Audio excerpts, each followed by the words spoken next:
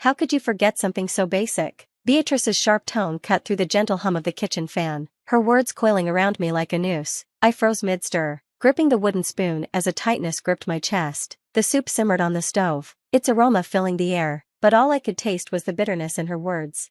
My name is Clara Mason, I'm 32, a nurse, and for the past 3 weeks, I'd been the caregiver to my recovering mother-in-law. When Beatrice had surgery last month, I moved into her home, juggling hospital shifts with sleepless nights by her side. I wasn't here out of obligation, I wanted to help. I thought it might bridge the years of cold distance between us.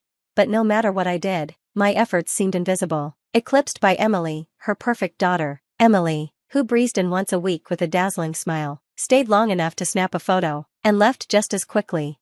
I swallowed hard. The words I wanted to say lodged like thorns in my throat. Beatrice turned back to the table, muttering under her breath. Her disapproval settled over the room like a heavy fog. Emily, of course, was nowhere to be found. She was already late for her weekly appearance, yet Beatrice spoke of her as if she were the one here, ladle in hand, tending to her every need. Careless, the word cut deep, twisting in my stomach. I had sacrificed so much, missed shifts, cancelled plans, even my anniversary dinner with Ben, all to be here. And now I was being criticized for forgetting a pinch of salt in the soup. Meanwhile, Emily could waltz in, take a selfie, and somehow walk away with all the credit.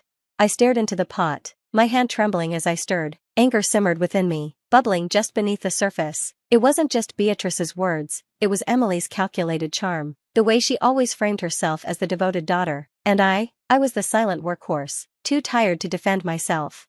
The front door creaked open, and Emily's heels clicked against the hardwood floor. She strolled in with a bouquet of flowers in one hand and her phone in the other, radiating effortless charm. "Smells amazing in here," she chirped, her smile lingering on me just a fraction too long before she turned to Beatrice. "How's my favorite patient today?" Beatrice's face lit up as if the sun had just entered the room. Her earlier frustration with me dissolved in an instant. "Emily, sweetheart, you're just in time. I was telling Clara how important it is to pay attention to the little things." Not that she'd understand. I clenched my jaw, my lips pressed into a thin line. Emily placed the flowers on the counter, laughing lightly. "Oh, Mom, I'm sure Clara's doing her best," she said, her voice dripping with syrupy sweetness. Then she turned to me, her smile razor-sharp. "Don't worry, Clara, taking care of Mom isn't easy. I've been learning that myself." The words burned, but Emily was already in motion, pulling out her phone. I knew what was coming next. She posed beside Beatrice, leaning in with a radiant grin as her camera clicked. "Just capturing these precious moments," she said breezily, scrolling through her phone to pick the perfect filter for her devoted daughter act. Beatrice sighed contentedly. "It's so nice having both my girls here," she said, her gaze lingering on Emily, though I'll admit, Emily always knows just how to make me feel special. The weight of those words pressed down on me like a boulder. Both her girls? Special? I thought of the sleepless nights, the endless medications, the careful shifts to ease Beatrice's pain. Meanwhile, Emily's contributions were nothing more than curated snapshots and empty reassurances. The ladle in my hand felt heavier. I could feel the words I had held back for weeks clawing at my throat, desperate to escape. Emily glanced at me, her phone still in hand, and I wondered if she could see the storm brewing behind my eyes. "Mom," Emily began, her voice as casual and breezy as ever. But this time, I wasn't sure I could keep my silence. "I was actually thinking of bringing you that herbal tea you love next week," Emily said, her tone bright and effortless. "You know, the one from that little shop downtown? It's just been so busy at work, but I'll make time." "Oh, Emily, that sounds wonderful," Beatrice exclaimed, her eyes practically glowing with pride. "You're always so thoughtful." Something in me snapped. Thoughtful? The word came out sharper than I intended, slicing through the room like a blade. Beatrice's brows furrowed in confusion as she and Emily turned to look at me. "She drops by once a week to take a few photos and then disappears," I said, my voice trembling. "I've been here every single day, doing everything I can to make sure you're comfortable." Emily's smile didn't falter. If anything, it widened, though her eyes glinted with something colder. "Clara," she said, her voice calm and measured, "I didn't realize this was a competition. We're all doing our part in our own way, some more than others," I muttered under my breath, turning back to the stove. The tension in the room thickened, pressing down on all of us. I didn't look up, but I could feel their eyes on me. The moment the words left my mouth, regret began to creep in. Even though I knew I was right, I hated that I'd let my frustration spill over. I didn't want to be the person who kept score, no matter how unfair things felt. Later that evening, I slipped into the guest room and closed the door softly behind me. I sank onto the edge of the bed, pulling my phone from my pocket. Ben answered on the second ring, his voice warm but distracted. "Hey, everything okay?" "No," I admitted, the word tumbling out before I could stop it. "I'm exhausted, Ben. I've been doing everything for your mom, everything, and she doesn't even notice." Emily waltzes in for 10 minutes with flowers and a fake smile, and suddenly, she's the perfect daughter.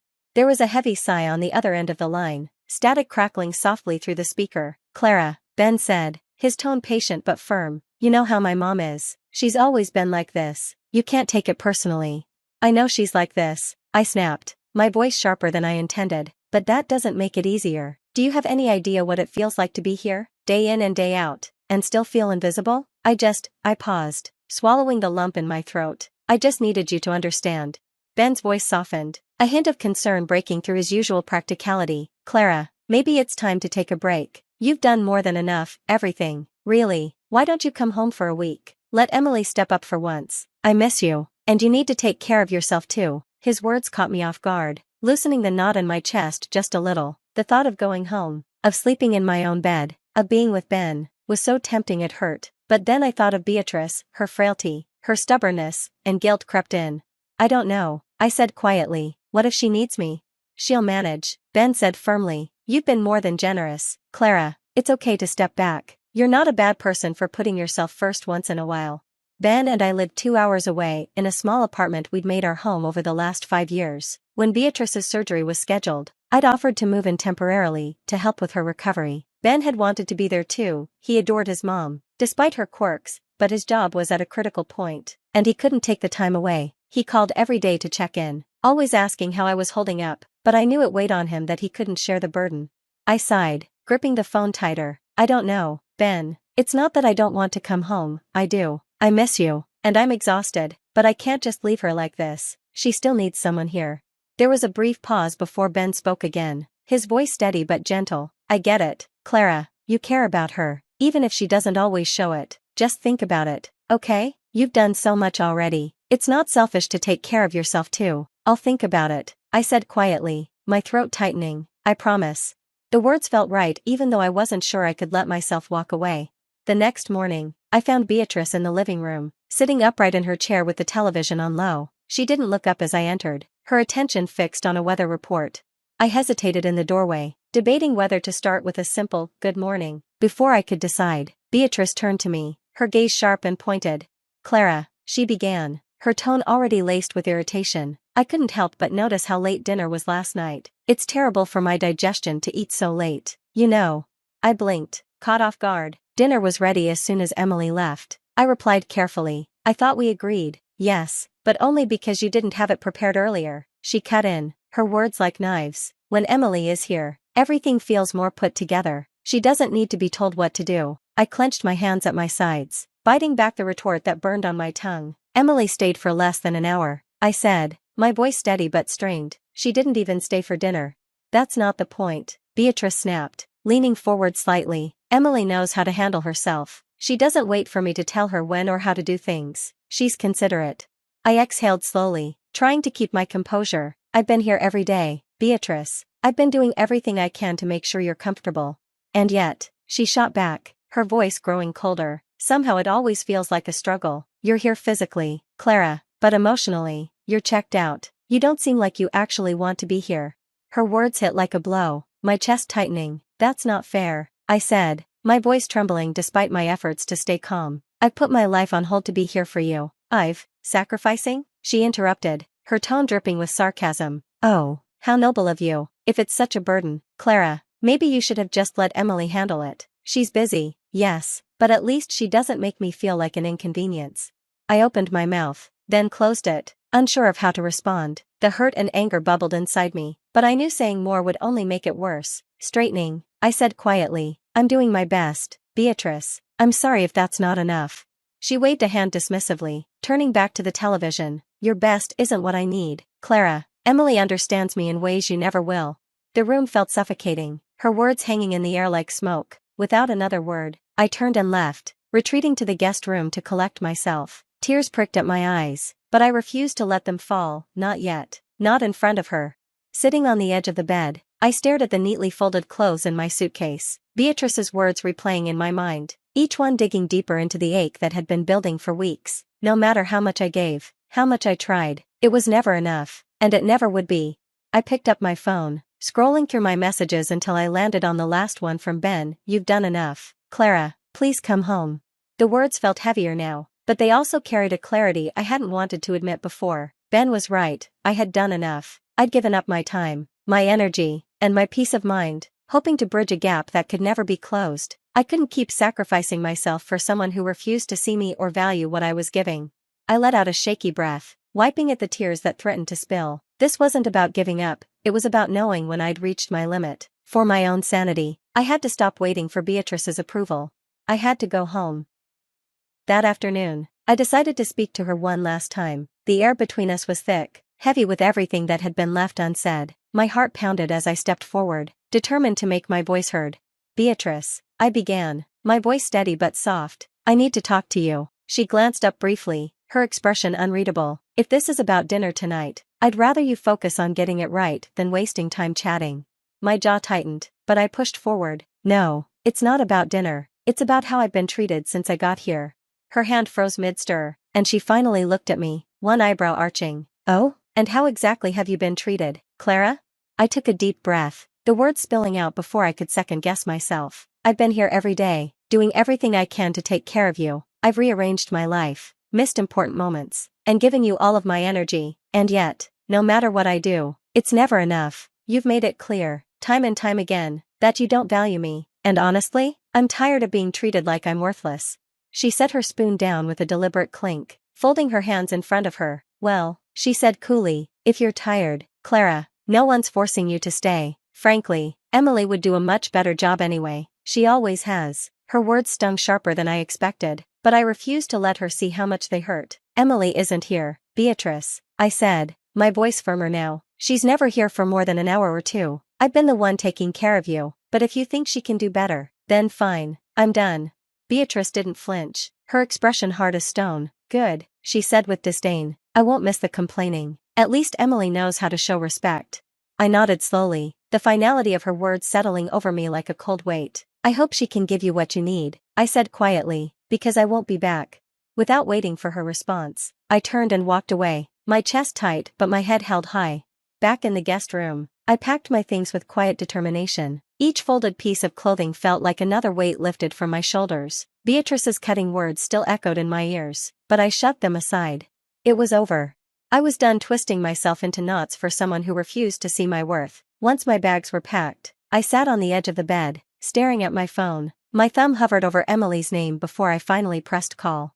The line rang several times before she answered. What is it, Clara? Emily's tone was clipped and impatient. I'm kind of busy right now. I took a steadying breath, refusing to let her attitude deter me. I'm leaving, I said, keeping my voice calm. I've packed my things, and I'm heading home. Beatrice needs someone here, so congratulations, you're up. What? She snapped, her voice instantly rising. Wait, what are you talking about? You can't just leave.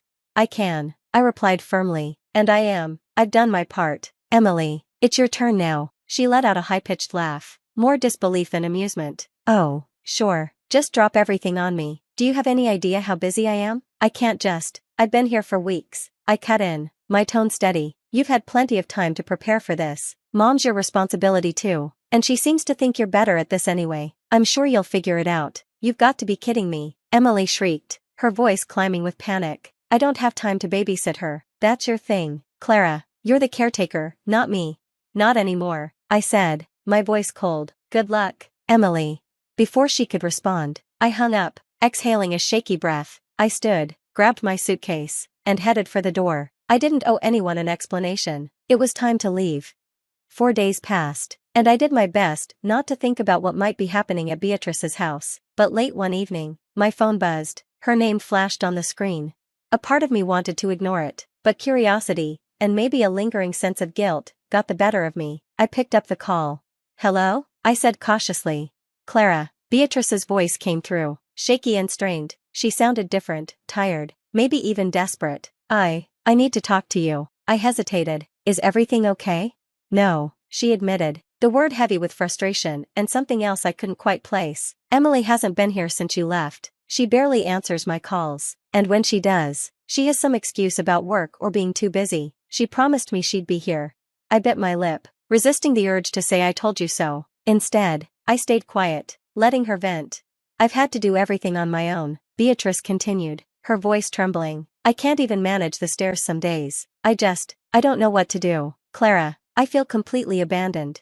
Her words hit harder than I expected, stirring a complicated mix of sympathy, vindication, and a lingering ache of resentment. After everything she had put me through, she was finally experiencing what it meant to feel truly alone. I'm sorry to hear that, Beatrice, I said finally, keeping my tone neutral, but I warned you this might happen. Emily's good at saying the right things, but she's never been the one to follow through. There was a long pause, and when she spoke again, her voice was softer, almost broken. I didn't think she'd just leave me like this. I thought she cared. I stayed silent, not wanting to twist the knife. Beatrice was finally feeling the consequences of her favoritism. A part of me felt justified, but another part couldn't help but feel sorry for her.